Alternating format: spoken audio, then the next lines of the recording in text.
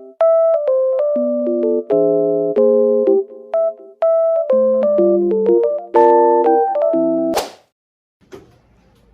morning, sir. For the first question, can you describe your role and responsibilities in the planning and implementation of infrastructure projects in a CP? Okay. First of all, I want to put things in context. No?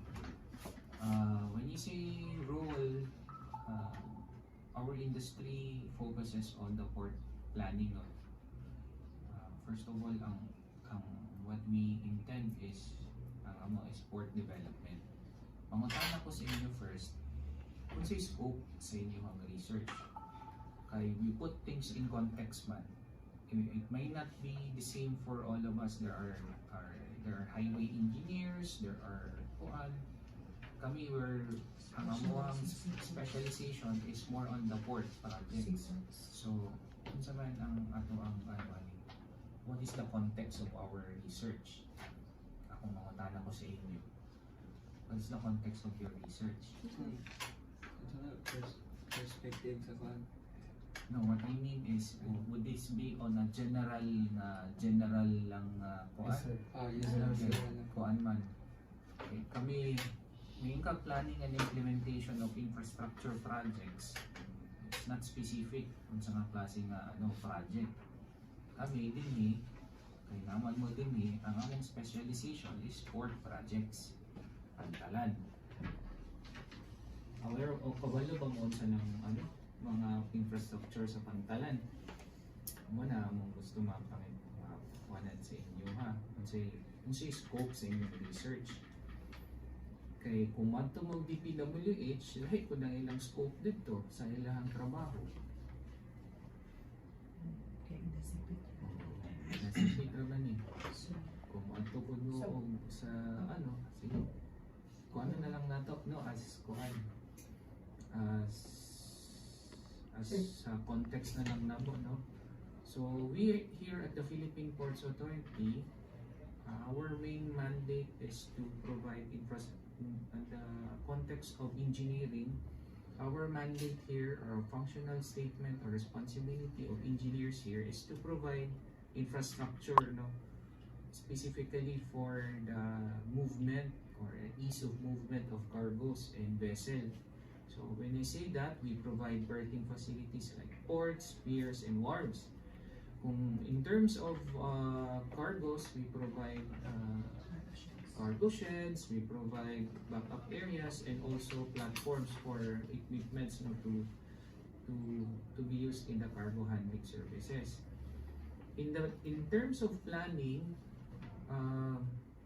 our responsibility here is to determine the capacity and as well as the timing of implementation of projects. It's not just only mag-conceptualize may project and we implement it directly.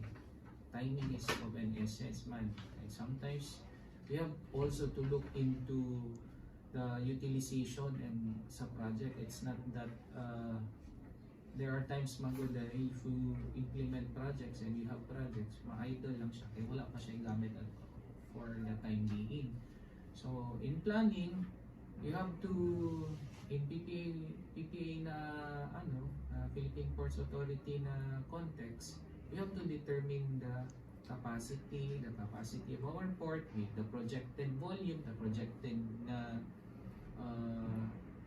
type of cargo, and also the projected na mga klase na vessels that would be docking in our ports. Then we determine din our existing capacity and we plan for the future and when is that going to be. So that is our role here in PPA. Kamu Ams, at sa may inyong madugang. Actually, as part sa planning, aside sa we determine the requirement of the port as to port facilities. So there are also considerations regarding planning that we have to be considered during the planning.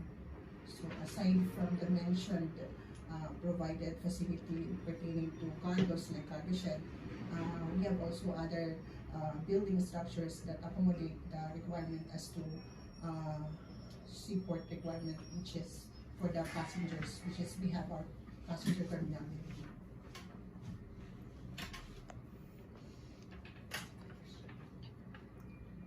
Okay, sir. So for the second question, what innovative approaches or technologies have you encountered or utilized in your recent infrastructure projects? Number one, what approaches, technologies is climate resilient na mga design. No? We design our structures to be climate resilient, meaning these are ways na much more makasustain o dili kaya ang ato ang structures diri or ang ato ang lugar, although dili kay siya vulnerable to natural disasters, pero we made it sure na the climate resilient like typhoons, earthquakes, and we also incorporated na mga several na mga na mga indicators. No, we have recently we installed our seismic accelerometer wherein maka-measure siya og tremor, no, if ever na ay earthquake, maka-measure siya og tremor, and wala siya amo ang indicator no kung when to evacuate, wala na. We also engage in mga green port initiatives, meaning sustainable na mga initiatives, like we use our solar panels for lighting our ang mga perimeter fences. And recently also we have planned for a sewage treatment plant where we recycle water, no, and also we treat water so that kung amo siyang i-release into the environment, safe na siya for sa atong water. And also recently we've been given the atmospheric water generator, meaning we get water from the atmosphere and we use water para sa drinking or for our potable na use, no? We also have that one. Mora man siguro ang recently na mo ginagawa ka ng climate resilient facilities, green port initiatives, sustainable na mga structures na awang implement. For the third question, engineer, how do you perceive the potential benefits of adopting innovative methods in building infrastructures in a CP? What do you mean with perceive the potential? How do you perceive the potential benefits? Kung saan mo kasabot ninyo? What are the potential benefits that you are referring to? Kasi may pasabot ninyo As to Kasi pasabot ninyo sa inyong question. Towards sa guru engineer sa mga workers Workers? Sa may connection sa workers. Number one, potential benefits of atong adopting innovative methods like atong green initiatives or green port initiatives, meaning these are environmental sustainable na mga programs, no, to protect the environment. Kita as civil engineers or kamo aspiring civil engineers, you don't have really there's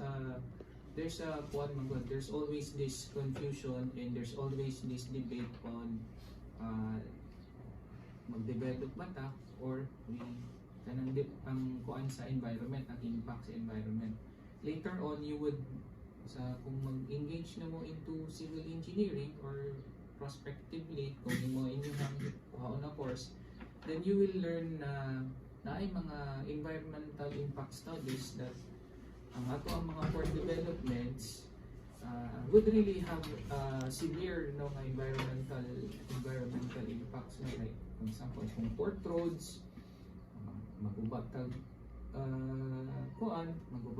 kanang mga bukid or kani sa port na to natay mga guba nga mga marine sanctuaries or marine nga mga life forms. So buo na ang atong bantayan, no? In terms of katong mga sustainable na tong initiatives, it would really help us no katong mga use of solar panels. Those are initiatives na renewable sources of energy ang atong gigamit sa pagpatanan to avoid kanang carbon footprints, use of so much electricity and inana. So I guess mura na siya ang kuan na to.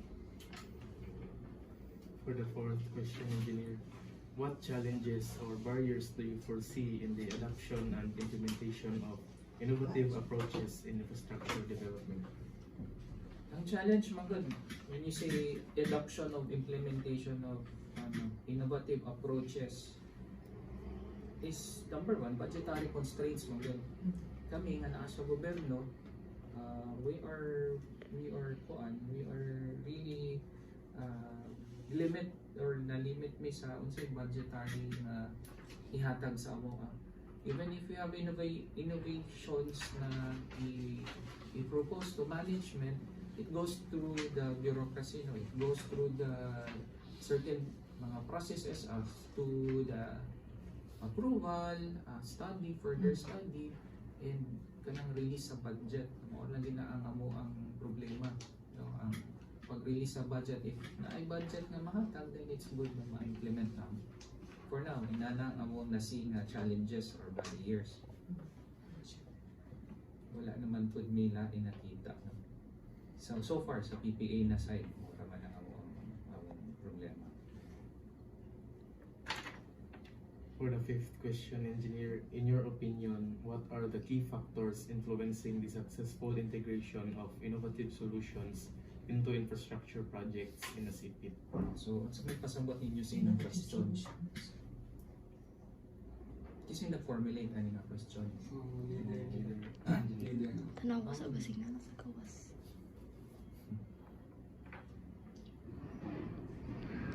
So, may pasabot ninyo sa inyong question, in your opinion, what are the key factors influencing the successful integration?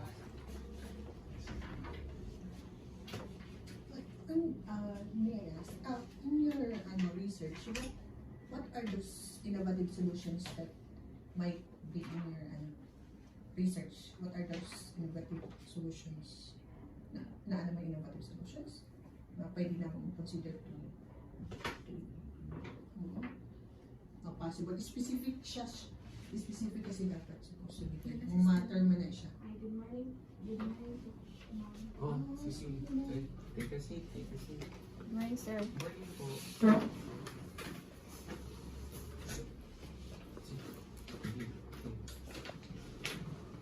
So, mamutana ko. Ikaw ang leader, no? So, mamutana ko sa fifth question. During the fifth question man, in your opinion, what are the key factors influencing the successful integration of innovative solutions into infrastructure projects in the city? Kasi pasabot niyo mo sa key factors. What are the key factors? So, may pasabot. Marag yung mga kuan bitaw, sir, kanang marag yung mga pamaagi ba? Like yun sa bitaw ni mo yung successful ang isa ka marag o nakaawag ka ng structure bitaw or kanang nanakay kanang experience ba kuan marag asa may mga asa may di gamit ni mo ana nga pamaagi bitaw may something. Ang ako ngayon, ma'am, kung mayroon ka, what are the key factors influencing the successful integration? Number one, magod na among integration, ang key factor is management support. In any integration or any innovative solution or any program that you introduce, there's this kinanglan yun na support sa management. So there should be management support. Everything here, everything you see here, without the management support, wala dili gyud maka-implement. So I guess mo gina ang among pinaka-key factor ma'am ni influencing successful integration. Management support. Then the second one is siguro resources, no? Kaya ang resources, without the resources, we could not implement. And number three, ang kuan ana is ang efficient na implementation sa project. If you don't implement it in such a way that it's within the scope of the project, in the scope of the technical specifications, so dili din siya may mga successful ang imong innovative na mga program. So marag inana lang man sa amo one is management support, next one is resource, and number 2 is efficient implementation. Number 6, For the sixth question, engineer, how do you envision the future of infrastructure development in a CPIT, considering the potential advancements in innovative technologies and approaches? again, kung sa may pasabotan, envision in what context man ta, envision of future infrastructure development, considering the potential advancements. Unsa man pasabot nato sa potential advancements in innovative technologies? Unsa may atong pasabot ani? Kanang how do you see kuan ito sir kanang nasipit in the near future bitaw kay kuan biya kay technology biya karon mag advancement pa ya. Unsa man poy kanang murag kuan bitaw sa engineer kanang unsa poy ilang buhaton bitaw nga lain kay para makasabay bitaw sa kuan kini growth pud sa lain nga mga kuan ba like city bitaw nga na sir.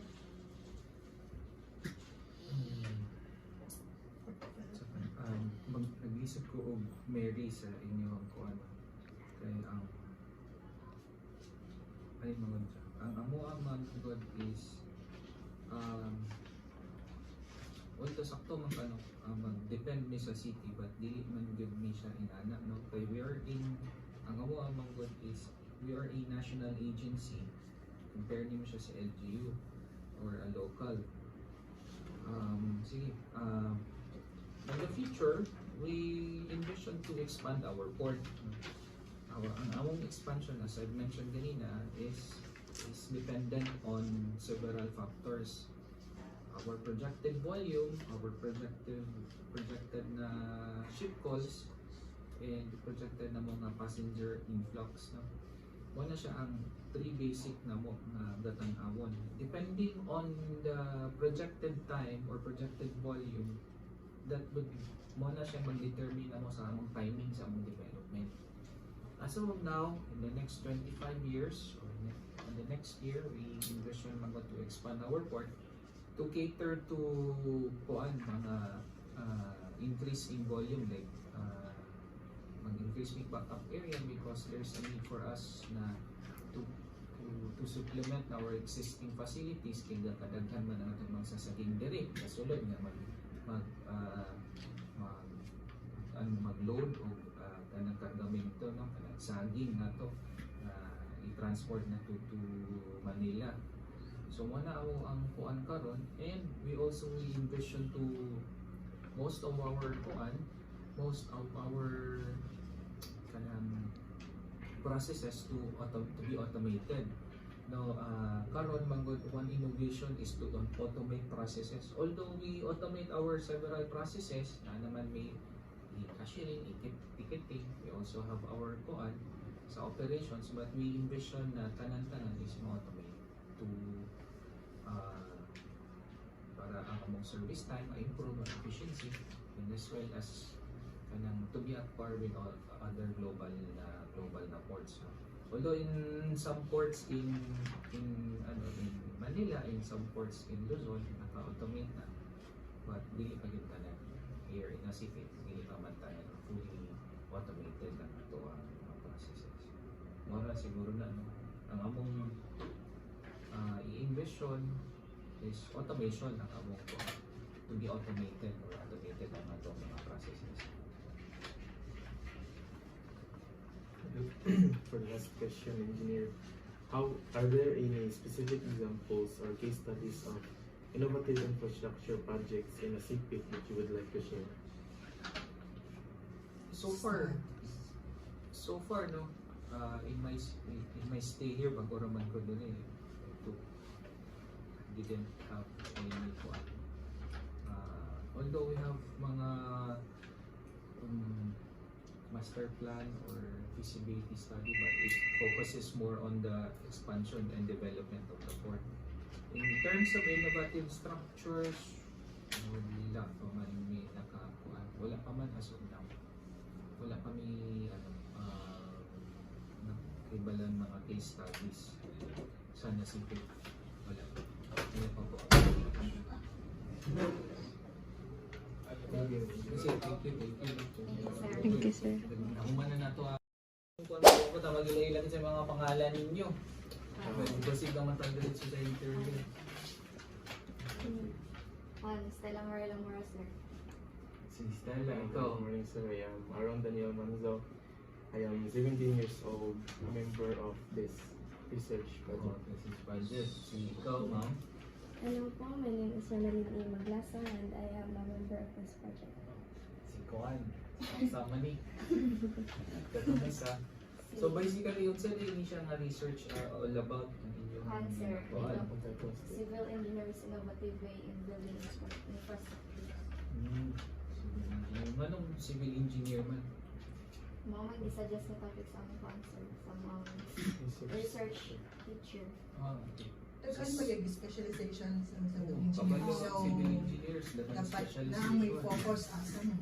Na water, na environmental, may hydraulics na kuan, may hydraulics engineer, pero civil engineer sila may profession.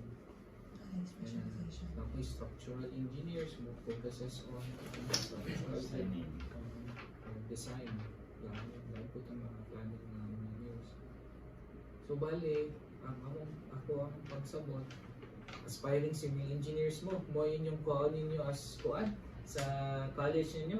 Unsa naman mo, ako naman mo dapit karon. Senior high? Yes, sir. Grade 12? 11. Ah, grade 11. Damn. STEM. Yes, sir.